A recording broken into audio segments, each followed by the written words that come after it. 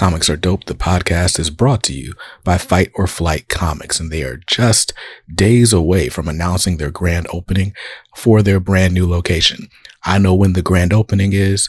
I know where the brand new location is, but I'm not allowed to say anything. So stay tuned to the channel and follow them on Instagram, instagram.com/fightorflightcomics, so that you can be the first to know where the new premier destination for comics in Raleigh, North Carolina is going to be. Now, let's get to the show.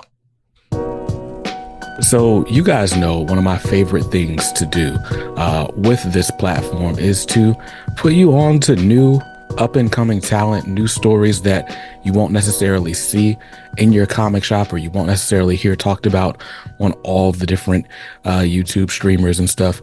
And that's exactly what we've got for you today. So here to talk about his upcoming Kickstarter campaign, or currently it's live on Kickstarter right now, for Dime Store Detective, I've got comic book writer Mr. John Dexter. How are you today, sir? Good. How you doing? Thanks for having me on. I'm excited to be on. I see you got a lot of views, got a lot of fans. So I'd love to tell your audience about my new Kickstarter for Dime Store Detective. Awesome. We're excited to have you here. And of course, we're going to talk about Dime Store Detective, but I wanted to get to know you a little bit as well. I guess I'll start with where I typically start with everyone, right? Like, what's your story? How'd you get into comics? Well, like any kid, I liked Spider-Man like everybody else, and I had Spider-Man figures, but it was really the 90s X-Men cartoon, the Fox Kids, that really got me obsessed with comics, and I was a huge Wolverine fan. I would use my paper out money to go buy back issues, anything with Wolverine and Sabretooth in them, and that was a little after the time X-Men had really blown up with X-Men 1 when they redid it with Chris Claremont and Jim Lee. So, I mean, it was all the rage. And, of course, the Fox Kids really blew it up. So that's really what started my obsession with it. So, and it had been ever since. And then it kind of died out once the Onslaught debacle kind of came about. And then when the Ultimate, and I had a son, and he got me tuned into the Ultimates line, and I just loved Ultimate Spider-Man and Mark Millar's Ultimate X-Men, and of course the Ultimates.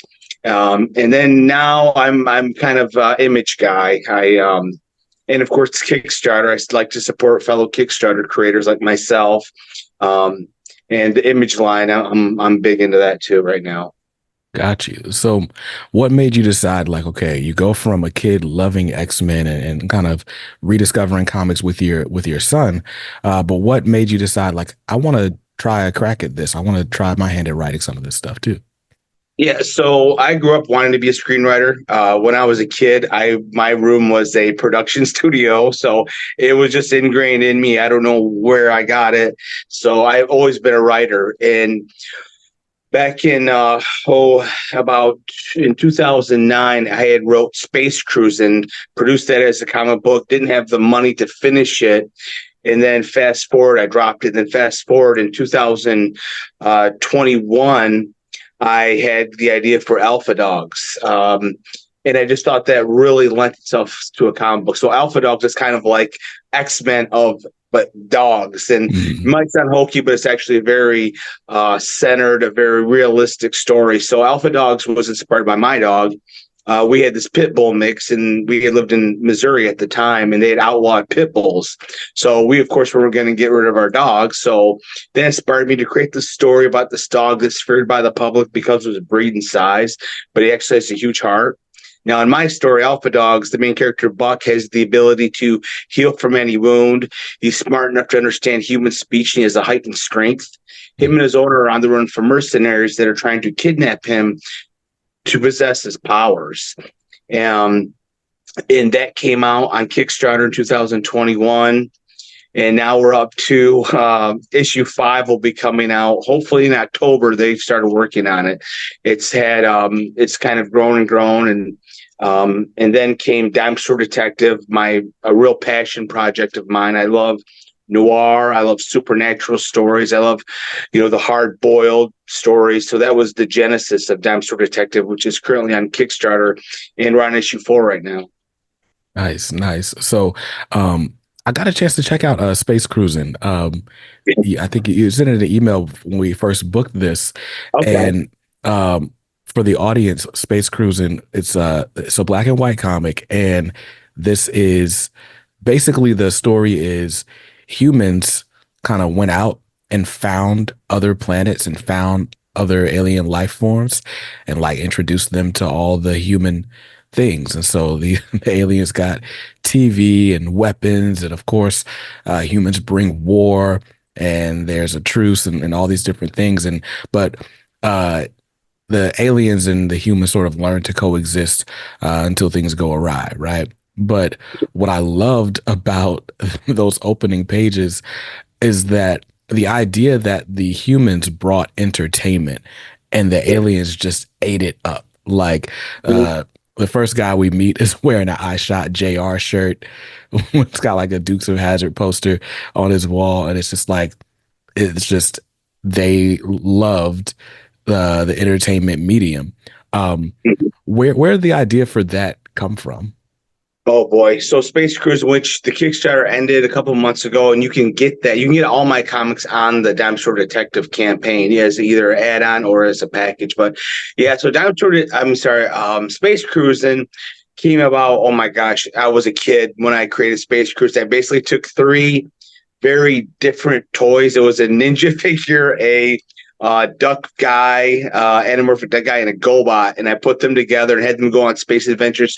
Basically, with Space Cruise, and I wanted to tell a story not about the Galactic Empire, the rebellion, this huge, fight, or Star Trek discovering new worlds. Basically, three friends just out there trying to make a buck, get into these adventures, and then end up kind of bumbling and fumbling into saving the galaxy with each of their adventures. So Space Cruising has had a lot of good reviews. Like I said, I'm shipping it as we speak, really. About half of them shipped. So hopefully next year I'll be able to put the second one out there. But yeah, it's been just a fun. It's if you love just fun comics, no politics, just no grandstanding, just a story that's just a lot of fun, a lot of adventure, a lot of action, then people should definitely check out this Space Cruising too. Absolutely. Now, so you talked about like loving sort of hard-boiled stories, like you're doing with Dime Store Detective.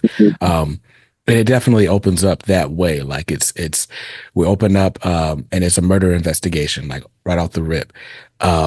And we're starting to see all these different elements. Okay, like what is going on? Like how this body get here? Like, and it's just straight up detective work. But I guess I wanted to ask you because that like Dime Store Detective seems so different from Space Cruising. When you're sitting down to write a story, what do you feel like you're bringing to it? Like, is there something that you maybe approach each project with, or is it just here's a crazy idea, let's just see it through until it crashes? Yeah, yeah. Right. And Alpha Dogs is totally different than Space Cruising and Dime Store Detective. I just when I tell a story, in my mind, I want to tell a story that you're not going to pick up on the shelf, something that's totally different. So I'm not going to repeat myself because, I want to write the best story of this genre, of the most original story I can, and just kind of break the rules, I guess, to a certain extent, but just tell the most original but entertaining story I can. So I probably won't do another noir detective book for a while because until I think I can top Dime Store Detective. So that's kind of how I approach it. It's kind of just, stream of consciousness, I suppose. Dime Store Detective was written. So Dime Store Detective originally was written as back in the Afghanistan war when they were looking for Osama bin Laden. I had heard about these. They were talking about these caves. They couldn't find bin Laden because there were these caves in Afghanistan that some people have never even been explored. So I thought, well, wouldn't it be amazing if I had the story about these soldiers, U.S. soldiers that are trying to find Osama bin Laden. They stumble upon this cave, and inside this cave is this evil entity that's been trapped for hundreds of years, thousands of years, and they inadvertently release it. Well, I wasn't all that. I'd written it. Then it goes back to L.A. It's in the present, and the detective's friend is the one who got possessed, and he becomes a serial killer. And it wasn't enough. There wasn't enough meat on the bone for me. And so it just sat for about 5 years. And then I had heard the story about the Dixie Mafia, which is a true gang. So if you ever heard of the movie Walking Tall, with The Rock, well, it was a true story. Of course, with the Rock version, it's very different than the real story. But Right. so the Dixie Mafia, if you think of the New York Mafia, but of the kind of the dirty South, Alabama, and Tennessee, this story, A Dexter Detective, takes place in Georgia, North Georgia, in Athens. And so the Dixie Mafia were hitmen, they were drug runners, and they really had reached their height in the 60s, 70s, and 80s, and the 90s kind of trickled out, but supposedly they're still around. And I just thought, why hasn't nobody written a story about the Dixie? They were just so fascinating. We have so many mob movies of New York, but we don't know anything about the Dixie Mafia. And I just thought, God, it's so fascinating. So what I came up with was, in Dexter Detective, we flash back between the present and 1981. And whenever we're in the present, it's in color. When the detective Donald McIntyre is on the hunt for a serial killer. And then whenever we flash back to when the detective is 8 years old, raised by moonshiners, embroiled in this turf war with the Dixie Mafia, it's in black and white. And that's kind of a twofold to help. You don't, as soon as you start confusing the reader, you've lost them. Right. So it's very easy. You can, easily distinguish the past and the present by the black and white. Plus, the black and white's got that noir feel that I'm kind of going for. Well, in the story of Dexter Detective, back in 81, the detective's father and uncle have to find a new place to hide their still. They've been attacked by this gang. The Dixie Mafia is trying to run this family out of business, out of moonshinings. They're 4 generations of moonshining in North Georgia, very proud people. They're not going to just, go away. They're going to fight. And when the detective's uncle and father go looking in the Appalachian Mountains for a new place to hide their still, they stumble upon this hidden cave. And in this cave is this antechamber where the Cherokee have made these hieroglyphic warnings. Well, they're guys in their 20s. They ain't going to listen. They keep going, and they go into this antechamber, and it inadvertently release this malevolent being that's been trapped by the Cherokees for hundreds of years. And I don't want to give away too much of the story, but as you can tell, all hell breaks loose. Right. And in the present, the detective discovers that malevolent, this evil entity has returned. So we've got a lot of mystery here. We've got a lot of, if you like the hard-boiled stories, if you like noir, then you'd really love Dexter Detective. Every campaign gains more and more backers. At this present structure, we're getting close to getting funded. We still have a little ways to go, but we're tracking better. Every campaign tracks better than the last campaign, so that's always positive, especially how Kickstarter's kind of been inundated with so many projects. The fact that my projects, even though I'm still not known very well, that every project gains more and more backers is a testament that the stories are working. Yeah, for sure. So Dime Store Detective, this campaign is actually for issue 4. Of course, you can get 1, 2, 3, and 4 in all of your comics on this campaign as rewards or even as add-ons. But I guess my question, right, with indie creators, we're typically looking at things one issue at a time. Like, if this goes well, we'll do this. We'll pick it up again in a few months and keep it rolling. But with Dime Store Detective, like, how long do you see your story going on? Is it something you feel like you've got plans for, like, years down the road, or do you see like a definitive endpoint for it? Yeah, so this is 8 issues in all. So issue 4 is the halfway point. I've got every story. I love to leave on I love the cliffhanger. So every story's got a really great cliffhanger. Issue 1, it seems that it's a detective story. Then at the end, there's a supernatural element to it. So yeah, it's an 8-issue series in all. And I'm hoping after issue 4 that issue 5 is actually in the sketched.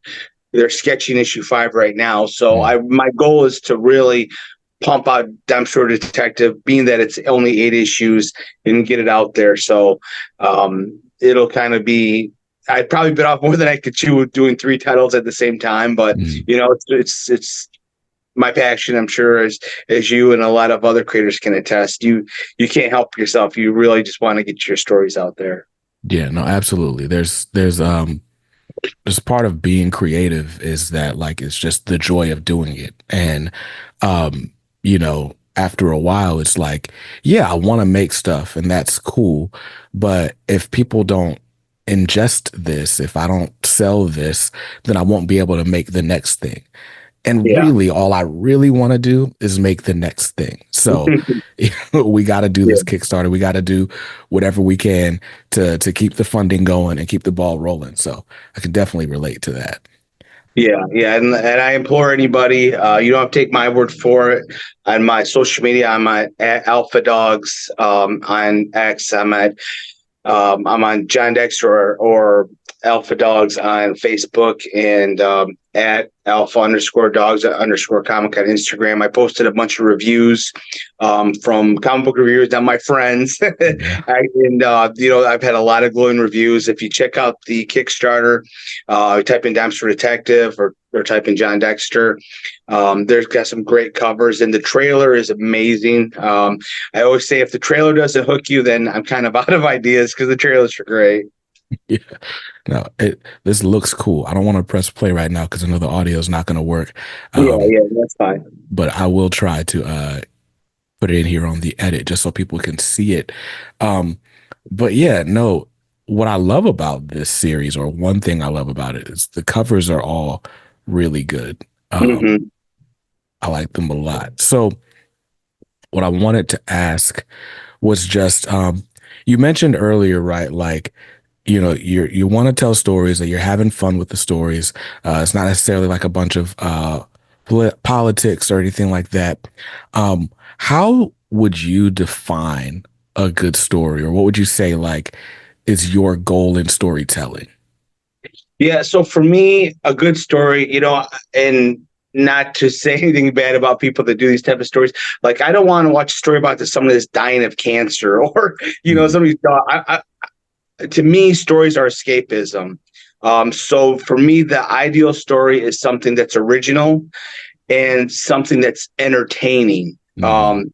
You go there to kind of break away and, as I said, escape reality. And I love stories that are something that you've never seen before, where, it's you don't see the setup. And as a writer, I don't watch a lot of movies anymore because the structure, your act one. Okay, I know in 15 minutes there's going to be a change of pace. I know in 8 minutes there's going to be.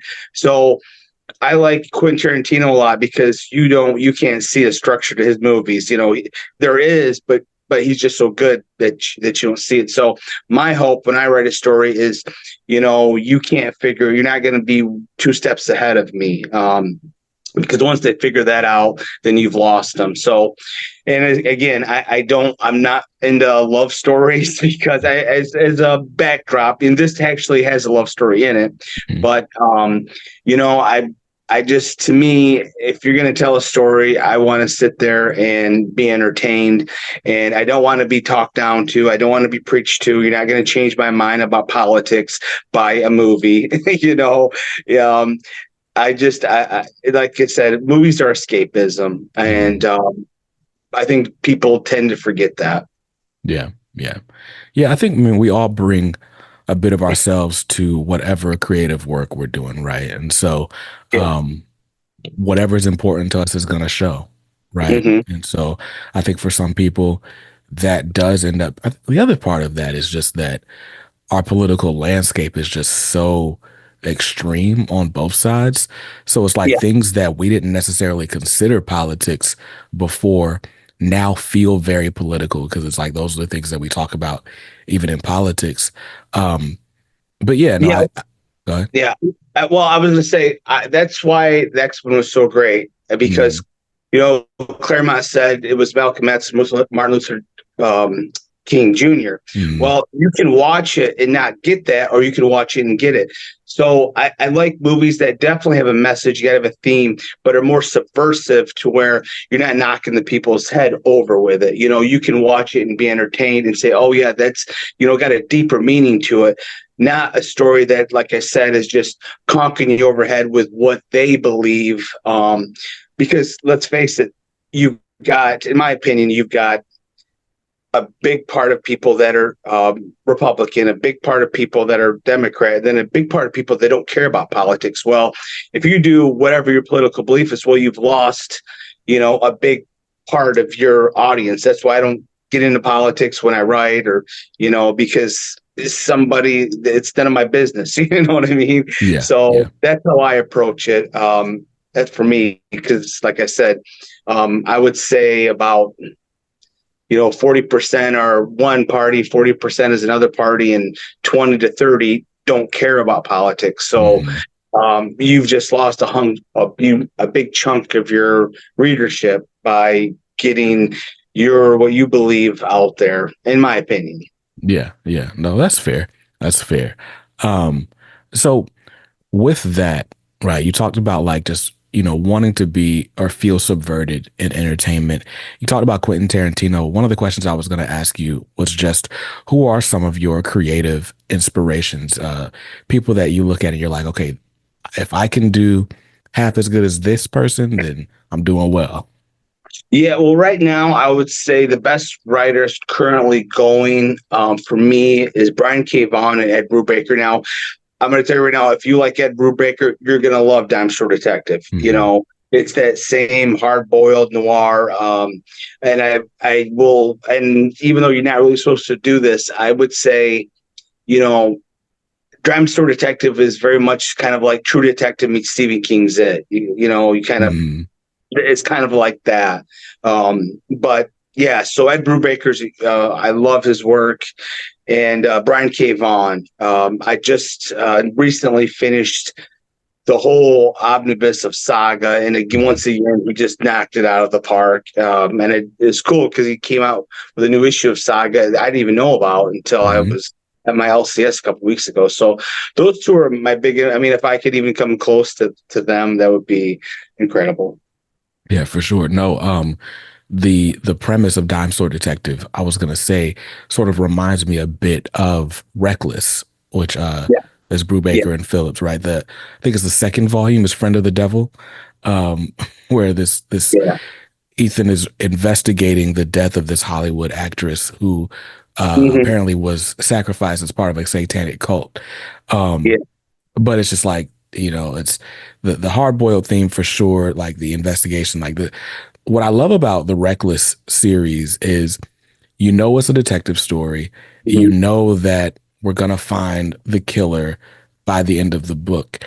But like every time you think you know who the killer is or you know where the story is going, it goes somewhere else. Like the way I describe it is like I don't know. It's like a sophisticated version of like watching something like Matlock or like Dragnet or something like that. Like So that brutal. Yeah. yeah, like the Saturday morning stuff that you'd watch like with your auntie or your grandma. It's Hmm. like they you've got your hero, you got your detective guy that's gonna captivate you for an hour. But like with something like Matlock, it's like you know who the killer is from the opening frames, Yeah. right? But with this, it's like you don't know. You know we're gonna find out, and now you're just enjoying the ride, so it's fun. Yeah, yeah, yeah. I love Reckless. I keep starting Criminal, and I somehow always get sidetracked. And they're making that into a TV series now, which is really exciting. So I've Mhm. got to get caught up on my Criminals. But yeah, I've read all of Reckless. I think there's 5 volumes if I remember correctly, and Mhm. supposedly there's more coming. But yeah, it was really sad how it ended, though. I don't want to give away spoilers, but Yeah. yeah, it was definitely bittersweet. So Yeah. terrific series. For sure. And a Well, lot of people that have never read one of his that's actually my favorite, that wasn't out that long ago. And like, again, not to repeat myself, if you like this graphic novel, you love Dexter Detective. Um, and now I'm blanking on this. It's a, oh my goodness, what, no, not noir. It's, it takes place in 1940s Hollywood during the Blacklist. It's about Hollywood writer. These two Hollywood writers. There's a murder of this girl who's going to be a big Hollywood actress. Is this Night Fever? Is it? The Is it one that just I think it's Oh, Fatal. Fatal. Fatal. Yeah, that's awesome. Yeah, if you like Fatal, you would definitely love Dime Store Detective. But that is actually my favorite Brubaker. That was a great, unexpected original comic, graphic novel. Nice, nice. I have to check that one out. I Yeah, bought a bunch of Brubaker stuff in a Humble bundle a while back. nice. Um, but at the time I didn't have a way to like read it anywhere except my computer and like Yeah, I sit at my desk long enough. So, but yeah. I I like both found of a those comics. there's an app where it's like if you have like a digital comic file, you can actually load it onto your iPad. So I need to Oh, do nice. that so I can read more of those things. So I've got Criminal, I've got all the Reckless books, and that's about it on my Brubaker collection. But there's so Now, much what did you more like out better? there. Which one did you like better, Criminal, or do you like them all both the same? So I haven't gotten fully through Criminal yet. What I Yeah, like about Reckless is I could just grab one of those volumes and it's one and done, right? And exactly. Yeah, to be yeah, fair, Criminal's the same way. It's just collected yeah. as, the big books. But when it was first coming out, like it was, 6, 7 issues at a time and, you could be done with it. But Yeah. yeah, so uh Criminal, my former co-host on this show actually passed away, but Criminal was one of his favorite Sorry, go on. books. Oh, that's all Yeah, good. yeah, But I gotta give you credit. Like I said, I keep on starting it and something comes up, but yeah, I definitely need to get my hands in that because in some ways considered his magnum opus. I guess you could say is yeah, Criminal, but like I said, boy, Femme Fatale was awesome. yeah, So for sure. I guess another hallmark of Brubaker work, right, is just the consistency, him working with Sean yeah, Phillips. Like that is oh the yeah. team. Being an indie comics creator, I'm always curious to know like how you find your team and how do you know like they're the one, you know? Yeah, well, it's funny because I tell everybody, I don't believe in luck. When it comes to, I believe it's preparation meets opportunity, but I got lucky. I got really lucky with my artist team. Stone Tower Studio. I did a cold call on Facebook, writer looking for artists. They answered the call. They were like so much better than everybody else. And they've been my artists ever since. They've done all my comics. Now, granted, Space Cruise was not the interior art was not done by them because, as I said, Space Cruising was done it was from 2009 to 2012. Hmm. The art was done with that. And then, as I said, I ran out of money before I finished it. They did do the last 2 pages. Mhm. But yeah, they're just phenomenal. Fernando Malik, he does the artwork for Alpha Dogs, Alfredo, Richard Marr. He does the artwork for Dexter Detective. Got you. Nice, nice. Um, and what I like, I'm looking through issue 1 of Dime Store Detective now, Yeah, and what I like about this, and I don't want to like share because I don't want to spoil it for people, but I really like the colors, right? But I also like that it's almost like I guess mixed media, right? Like those flashback pages, right, that are in black and white. Like it's, there there was an old show that my mom used to watch on Lifetime, and it was like it was called Any Day Now, and it was like this black lady and this white lady grew up like in the segregated South, but like remained best friends like through adulthood. And so, but the way the story is told on the show, it's like you get them as adults in present day, and that's in color, but then they'll flash back to their childhood, and their childhood flashbacks are in black and white. well, Anyway, that's cool. That's cool. I never heard of that show, but that sounds really cool. I should check that out. I probably wouldn't have heard of it if my mom didn't watch Lifetime. Yeah, that must have been those that's been lost through time because I've never heard that show. And I used to watch Nick at Night when I was a Oh kid. yeah. So I'm surprised I never heard of that. But yeah, and the cool thing about Amsterdam Detectives is I did something that I like I said, I tried to make a very original stories and Dexter Detective has a prologue, Mhm. and I don't know of any comic off the top of my head that has a prologue. And I think I did a good job with it. My wife helped me edit it because I just kind of did it was very long, but yeah, I think it's great. A prologue should be. I think the hallmarks of a great prologue is foreshadowing, and just really kind of giving some people some exposition, but not them knowing that they're getting exposition, because you don't want to drag the story down. So, and then when we turn to the next page, one side's in black and white at the Mhm. same location, and one side's in color at the same location, because I wanted to show, so we have one side, these guys are uh, drag racing in 1981, and the next side they're mud bogging, because I wanted to show that the more things change, yet they still stay the same. And Right. in the last panel, we have the body being buried, and then the next frame is the woman hanging in the tree, the Right. third victim of the serial killer. So I thought it was kind of cool. I thought it was unique, and hopefully people will enjoy it. Yeah, no, for sure. I really do like the way you illustrate the passage of time. And no, you're right. So this prologue he's talking about is it's a letter from a father to a son. Um, and it's just basically giving the son his marching orders, like, hey, we're gonna do what's right. We're gonna stop people that are doing what's wrong. Um, but the way that letter is put, it's like, okay, what's about to happen? Like what what Yeah, yeah. Really, the heart of Dime Store Detective is the relationship between this father and his son. So this father has been accused of all these murders. He's been vilified by the county. They're moonshiners, so they're looked on as bad people. But the son never gives up faith in his father. Even from we see his relationship when he's 8 years old with his dad, going out running the cops as they're moonshining, and then in the present, with him being a detective, the son never gives up that faith in his father. And even though he's been vilified by the town, he still knows in his heart his dad is a great guy. So I think people will really enjoy that heart of the story. Mm, for sure. So Dime Store Detective, like I said, we're on issue 4. Um, what can you tell us about I mean, we don't want to spoil the other 3 issues, but what can you tell us about issue 4 that might get people to want to catch up and get on board for this one? Yeah, yeah. Well, like I said, if you haven't read the other ones, I would.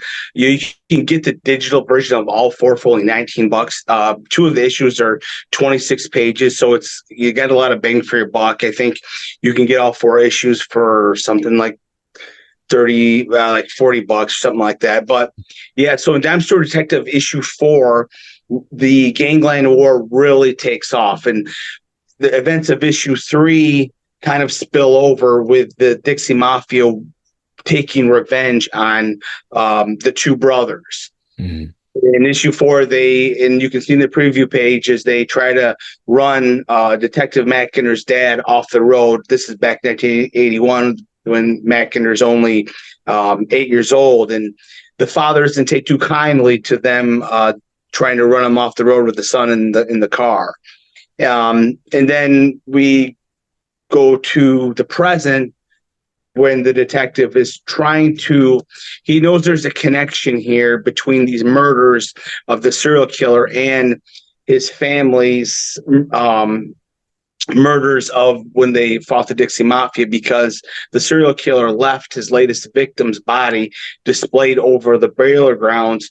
The detective's father and uncle buried multiple bodies 40 years ago. Plus, the victim has a bottle of moonshine that the Mackinder brothers used to make back in 81 shoved down her throat. Mhm. So this murderer serial killer wants to make it very clear that he is trying to get Detective Mackinder's attention in the present time. Mhm. And we know, because of the end of issue 1, that this malevolent entity, this evil entity, may or may not have returned, because there is definitely some possessions going on. And, we've got in issues later on issues, we've got kind of this Epstein island cult vibe going on. So it's, like I said, it's a lot of fun.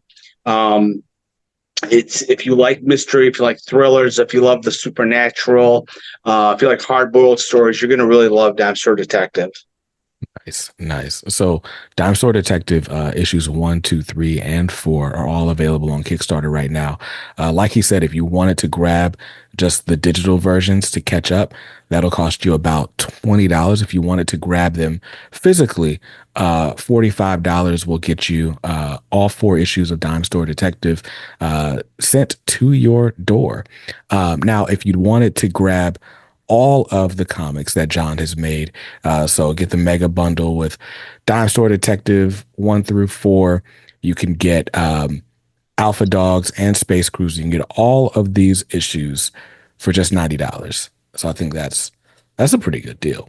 Yeah, that's the trade. That's the trade of Alpha Dog. Alpha. So that's issues 1 through 4, plus the bonus story that you can only get in the graphic novel.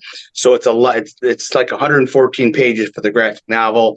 Then you've got issue 1 of Space Cruise, and then, as I said, Dime Store Detective. 2 issues are like 26 pages. The other 2 are 24 pages. So you're getting a lot of comic book for that price. So yeah, it's definitely worth checking out. And again, don't take my word for it. Go on YouTube, right? Alpha Dogs or Dime Store Detective reviews. There's plenty of them out there. There's plenty on my social media. So yeah. Awesome. Awesome. Well, John, this has been awesome. I appreciate you taking the time. Now, for those, like I said, I'm going to leave the link to the Kickstarter in the description of this video, as well as the show notes of the podcast. But for people who want to follow you and keep in touch after this campaign, where can they do that? So the easiest is probably on X, at Real Alpha Dogs. On my profile, I have the trailer. I have the link to the Kickstarter.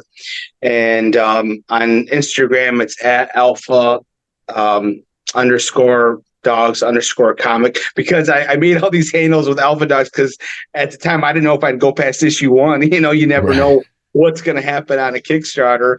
And so everything's been Alpha Dogs. Little did I know this will be my 10th campaign. And there's actually some big news coming up. I can't really talk about it yet, but I'm hoping this week there'll be an announcement, or next week, which should really, hopefully, really boost my career. But we'll see. And but yeah, those are the easiest way. I'm on Facebook, but it's Facebook. They always bury me. Yeah. Probably it's you can't ever find me on Facebook. Alpha Dogs is on Facebook too, but good luck trying to find me. So that's why I said X and Insta are the easiest ways to find me. And of course, on Kickstarter, type in John Dexter or type in Dime Store Detective, and you'll go right to my campaigns. Awesome. Awesome. Well, John, again, thank you so much for your time. I'll make sure I'll leave links to both the Kickstarter and your social platforms in the comments or the show notes down below. And yeah, good luck on this campaign. It's already like pretty close to funded. By the time you guys see this, maybe we're at 100% already. But I have no doubt that we're going to reach this $2,500 goal to get the 4th issue of Dime Store Detective in your hands. But you got to make that happen. So go ahead to Kickstarter now. And you can, as a matter of fact, let's go ahead. Let's just call it. We'll go to comicsaredope.com/detective. And that link will take you straight to John's Kickstarter for Dime Store Detective issues 1 through 4. So you can go ahead and back that campaign and get the book in your hands. And like I said, you can follow John on social media for more. But John, thank you so much for your time. I really appreciate it. Hey, thanks for having me on. It was a pleasure to meet you. And we'll have to do it again sometime. I got Alpha Dogs coming out at the end of the year. So, yeah, I appreciate you having me on. Thank you. Oh, no problem. Yeah, we'll definitely have to come. We'll do this again for Alpha Dogs for sure. Well, guys, I don't know what you're doing after listening to this interview. Hopefully, you're going out and backing Dime Store Detective. But then after that, stay safe, stay awesome, and read something dope today. Peace.